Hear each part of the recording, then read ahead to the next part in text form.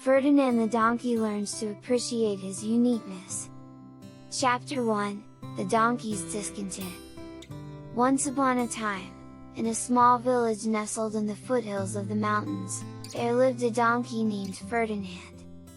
Ferdinand was a hard-working and reliable animal, but he always felt that he was not as graceful as the horses that lived in the nearby fields. Whenever he saw them running and prancing about, he felt a pang of jealousy and discontent. One day, Ferdinand decided to approach the horses and ask them how he could become more graceful like them. But as soon as he stepped into the field, the horses started to laugh and snicker at him. "What makes you think you could ever be as graceful as us?" they said. "You're just a donkey, and donkeys are not meant to be graceful." Ferdinand was deeply offended by their words. He walked away from the field feeling hurt and discouraged, and he decided that he would never try to become graceful again. Chapter 2, A Visit to the Wise Owl. Ferdinand could not shake off his discontent. He knew that he was a good worker and that he had many skills, but he could not help feeling inferior to the horses. One day, he decided to seek the advice of the wise old owl who lived in a nearby tree. The owl listened patiently as Ferdinand told him his story.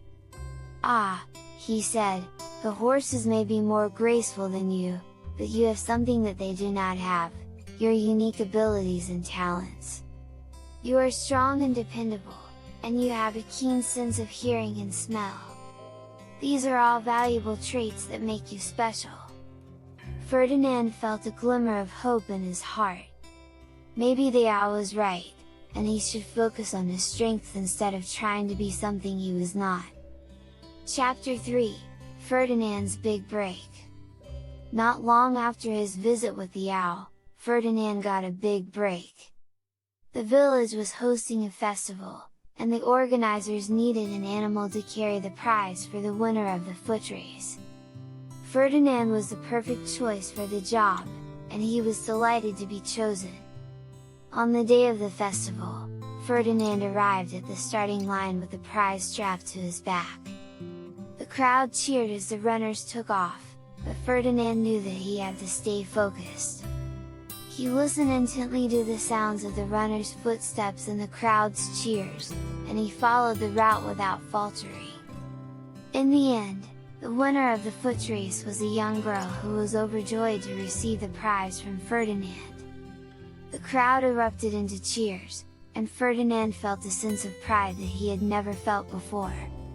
Chapter 4, Ferdinand's Transformation. Ferdinand's big break at the festival changed him in ways he never thought possible. He realized that he had been so focused on his own shortcomings that he had never appreciated his own strengths. From that day forward, he walked with a newfound confidence, and he was no longer afraid to approach the horses in the field. The horses were surprised to see Ferdinand walking with his head held high. They had never seen him look so proud before. "What's gotten into you?" they asked. "I've realized that I don't have to be like you to be special," Ferdinand replied. "I have my own unique abilities, and I'm proud of who I am." Chapter 5, The Horses Epiphany. The horses were taken aback by Ferdinand's words. They had never thought about it that way before. They had always believed that their grace and beauty were the only things that mattered. But as Ferdinand walked away, the horses started to think about their own unique abilities. Some were faster than others, while some had. The end.